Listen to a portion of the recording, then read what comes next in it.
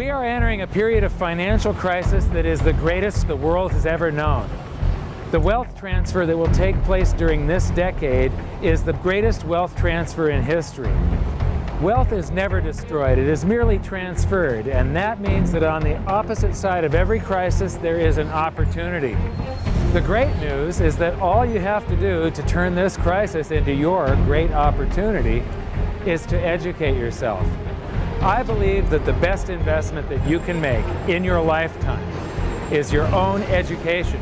Education on the history of money, education on finance, education on how the global economy works, education on how all of these guys, the central bankers, the stock market, how they can cheat you, how they can scam you. If you learn what is going on and how the financial world works, you can put yourself on the correct side of this wealth transfer. Winston Churchill once said that the further you look into the past, the further that you can see into the future. This program is all about creating your own crystal ball, being able to gaze into the future, being able to change this crisis, the greatest crisis in the history of mankind, into your great opportunity. Prophecy, prophecy, prophecy. When God's servants speak forth, the wise listen. Deuteronomy 18:22.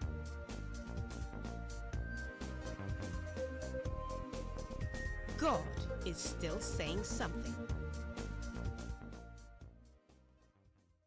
On August 28, 2011, Prophet T.B. Joshua prophesied that a greater economic meltdown was coming than the world was already experiencing as a result of our response to those who make mistakes. These were his words.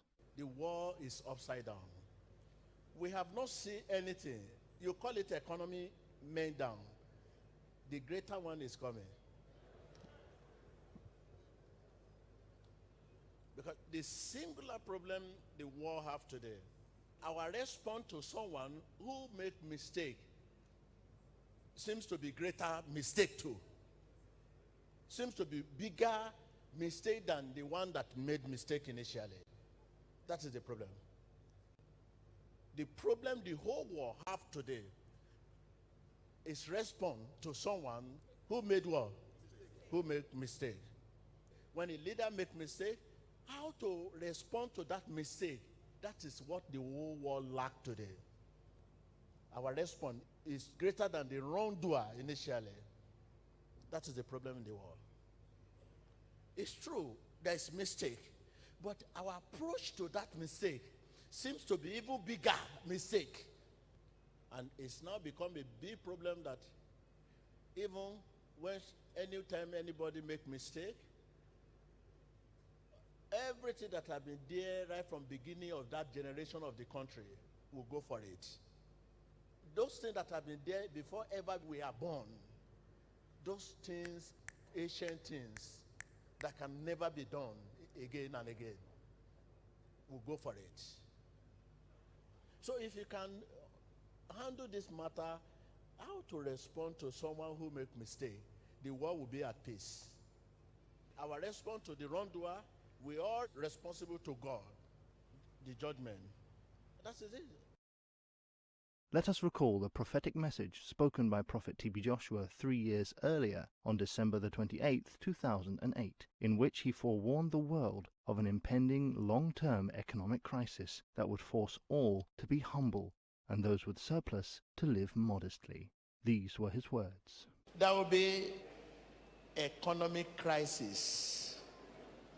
You have to cut your coat according to your size.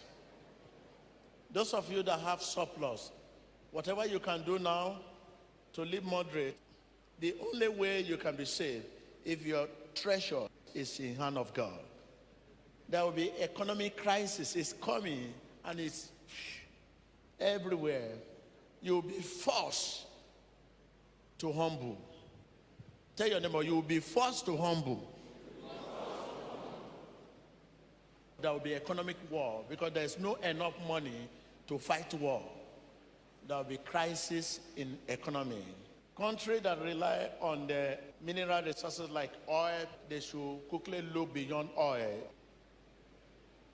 I'm just telling you long-time prophecy, not immediate. What you can begin to prepare yourself now. You that are into this, you have surplus now.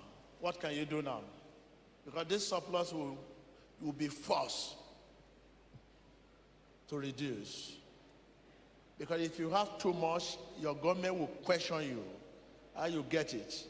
There will be limit, very, very limit, that will not help your company, your industry. A limit of money you can move from one place to another.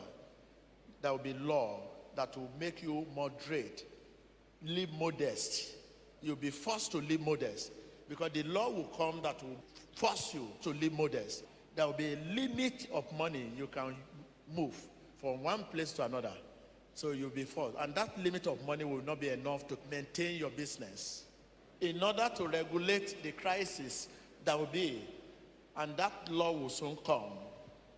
It will come and they will pass this law, international community. It will be battle,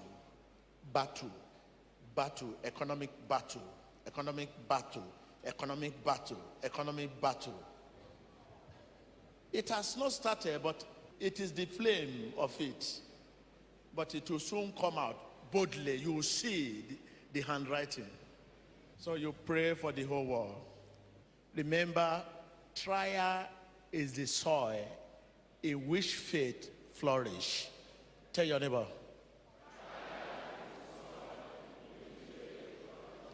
You are a faith man. I'm a faith man. There is no fear. As a faith man, there is no fear. Trial is the soil in which man of faith flourish. On the 29th of December, 2013, Prophet T.B. Joshua gave a prophetic message during a service at the Synagogue Church of All Nations concerning the year 2014, which he said would be a bridge that would take the grace of God to cross. These were his words. This year is a year of bridge. Cash flow, forget. People will be broke. Country will be broke. Single people can be richer than a country. What your country have before, and just few countries have them, and it's so dear. All other countries have discovered their own. Nobody to buy them. You will drink them.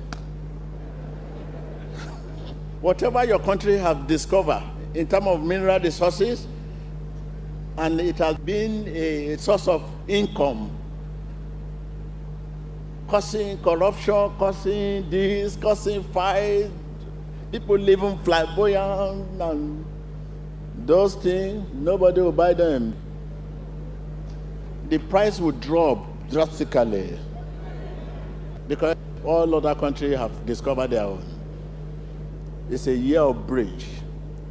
So I want to say to you, we have to return to farm, fishing, cattle rearing. This is where we are coming from. We have to return back there. I still want to remind you again, what I was about to read in the paper, it will only help you to discover yourself. But it will not be immediate. It may take 1 to 2 years. That 1 to 2 years will be suffering and hardship. This is why you have to think of how to cut your coat according to your size. Your expectation about that thing, million, thousand money you have invested, should not kill you if the expectation is not met. The one you have now, you have to be a good manager. I'm talking to the whole world because everything similar, every country facing the same challenges. Citizen, hardship, scarcity of simple food. If there is a scarcity of food, you will face insecurity. If there is scarcity of food more than the one we are facing now. And the one we are facing now, there will be more scarcity of food. So you that have little, you will face insecurity.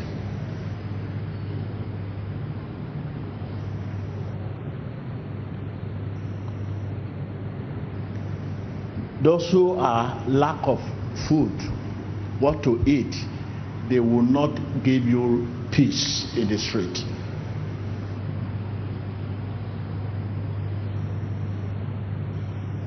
Walking freely, moving freely, no.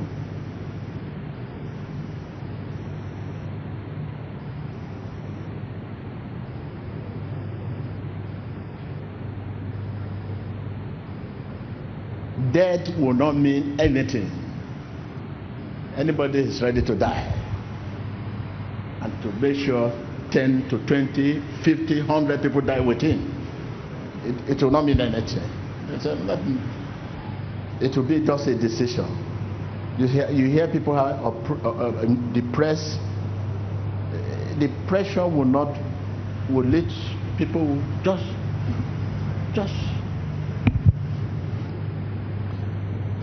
So when we are talking of scarcity of food, many of you say, I have little, I have food. But those who will face scarcity of food will not give you peace.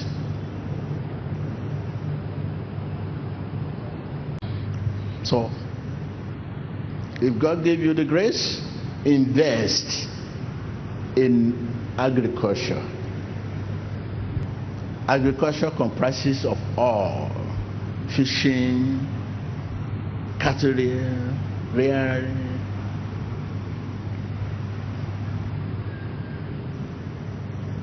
yes, that will give you opportunity to occasionally, twice in a week, you can go to your farm, outskirts of the town. Farm in the midst of the town, goes to the village. Take your time to go to the village. As if you are traveling, if you can take your time to fly to New York, so okay, take your time to go to the village, thick forest, and farm there. And take your family there for 1 day, 2 days, be there with them. This is where our discovery have taken us too far.